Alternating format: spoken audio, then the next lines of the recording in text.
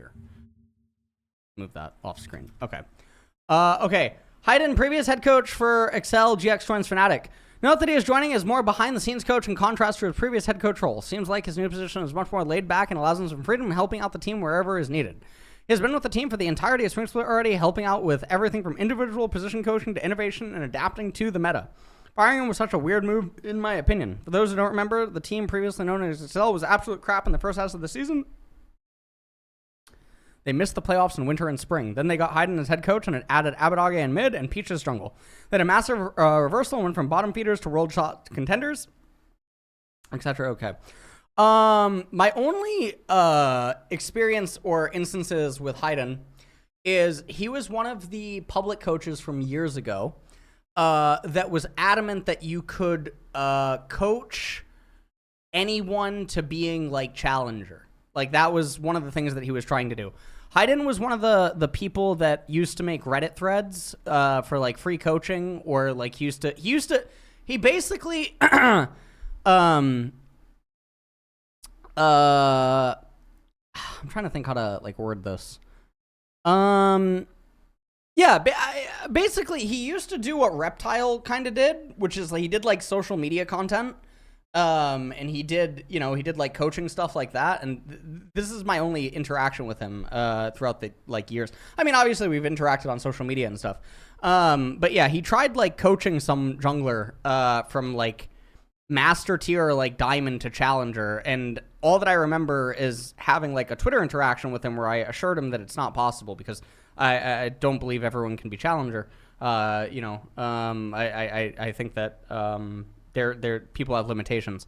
So we had an interaction about that, and I think that he went on like he tried to make like a YouTube series out of it or something. That was all that I really knew. And then I think he joined a couple of like ERL teams or something like that, and now he's ended up in Fnatic. Okay, that's fine. But yeah, he did the right thing. This is a fucking thing, guys. This is a fucking thing. Esports is so beatable. Esports in itself is a game. Esports is so fucked. In so many ways. He did, I mean, he's doing, Reptile did such a fucking good job, right? Reptile, let me go to Reptile's fucking Twitter.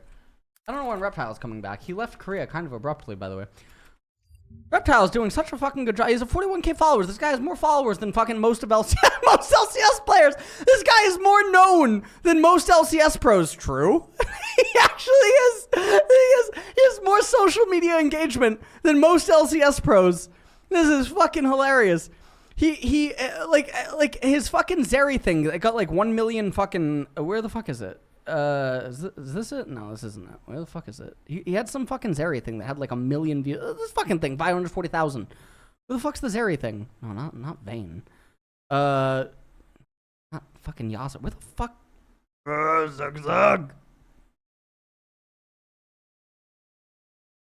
Oh, this. Zeri Ezreal. Hey, so it's almost 1 million, man. Builds for all ADCs, patch 14.6. Okay, so Reptile has done, all right, Reptile was willing to go through the fucking grind. Most people aren't willing to do this, okay? Most people just can't do it. They cannot do it. The mental anguish, and I actually say that it's anguish, and people don't understand why it's anguish.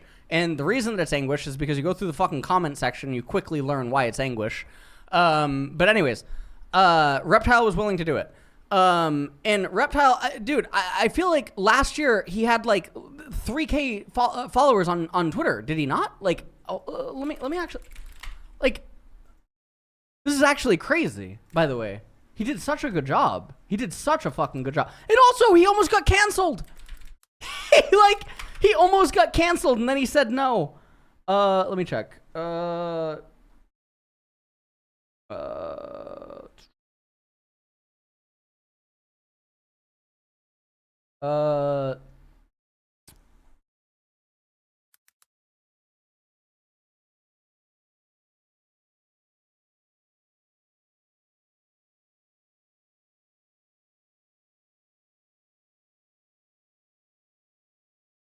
That's crazy. It's crazy. It's crazy. He was under 1K 1 year ago. This is so crazy, man. He was under 1,000 followers 1 year ago on Twitter.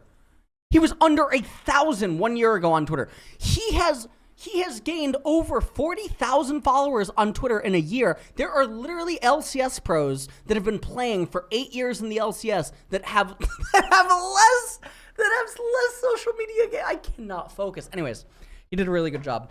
But anyways, the main thing that I'm getting at is a lot of people don't understand esports and understand the sphere and the ecosystem that surrounds it and all this other stuff. And he was willing to do the grind. Now, to my knowledge, he also does have a team. I don't know what his team costs, if it actually costs him anything. Some people have teams that don't cost them anything because they have people that are just willing to literally slave away for them for free.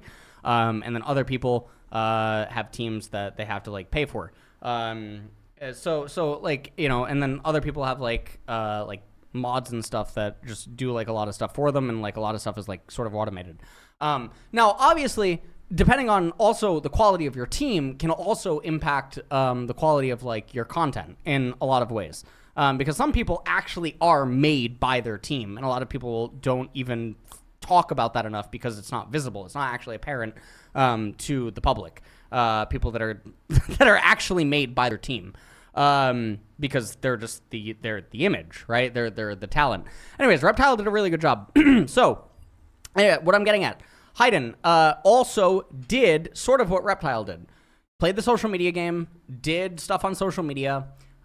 Did like public coaching stuff, made connections inside of the scene, did all that stuff, climbed up, did all that good stuff. Okay, cool. All right, FlyQuest coach Richard Sue, also known as Fan